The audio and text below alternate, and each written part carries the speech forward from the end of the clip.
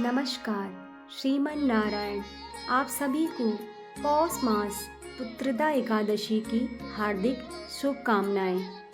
पुत्रदा एकादशी का व्रत करने से संतान से जुड़ी सभी समस्याओं का निवारण हो जाता है।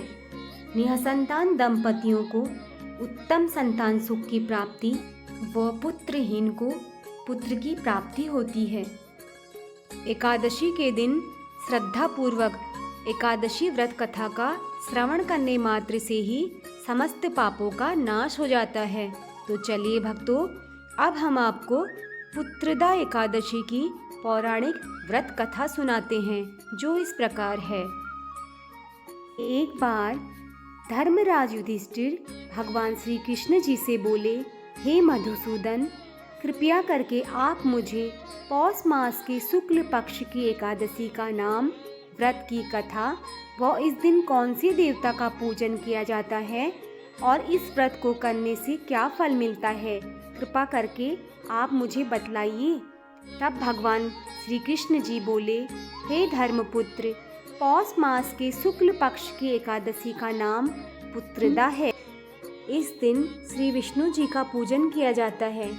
इस एकादशी का व्रत करने से उत्तम संतान सुख व पुत्र रत्न की प्राप्ति होती है। इसके महात्म्य की कथा ऐसी है। एक समय भद्रावती नगरी में एक संकेतमान राजा राज्य करता था। उसकी स्त्री का नाम सैव्या था। विश्व विभूतियों से भवन भरा था। द्वार पर चिंतामणियों का प्रकाश था, परंतु राजा की आंखों में अंधेरा सा प्रतीत होता था, कारण कि उसके पुत्र नहीं था और वह स्वर्ग के सुखों को नरक समान कहता था। पुत्रेष्टि यज्ञ हजारों किए, परंतु सफल एक न हुआ। देवताओं को लाखों प्रणाम की, आशीर्वाद एक भी न मिला। बेचारा हार गया और बुरे बुरे विचार करने लगा। क्या करूं?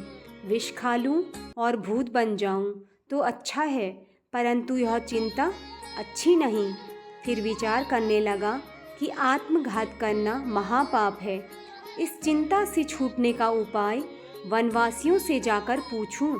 घोड़े पर सवार होकर वह विहार करने लगा। पशु पक्षियों इत्यादि जीवों को अपने पुत्रों के साथ खेलते हुए देखा। तब मन में कहने लगा, मेरे से यह सब सौभाग्यशाली है। आगे चला तो एक सरोवर मिल गया। उसमें मछलियाँ, मेंढक इत्यादि संतानों के साथ विलास कर रही थी। सरोवर के चारों तरफ मुनियों के आश्रम थे।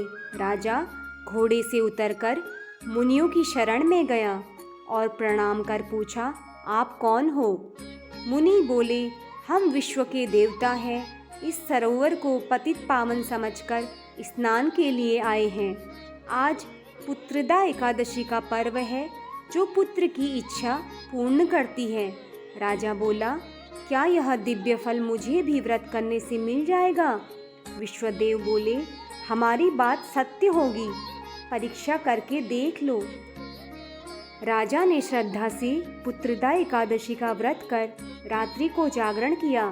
प्रातः उठकर भवन को चला गया। 9 मास के बाद उसके पुत्र उत्पन्न हुआ। राजा के दिल को धैर्य मिला, पितृ भी प्रसन्न हो गए। इस एकादशी की कथा को सुनने से भी स्वर्ग मिलता है।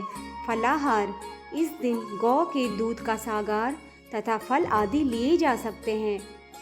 इसी के साथ कथा समाप्त होती है।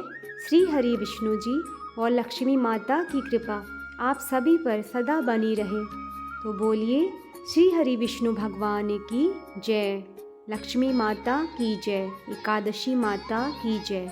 धन्यवाद। श्रीमन नारायण।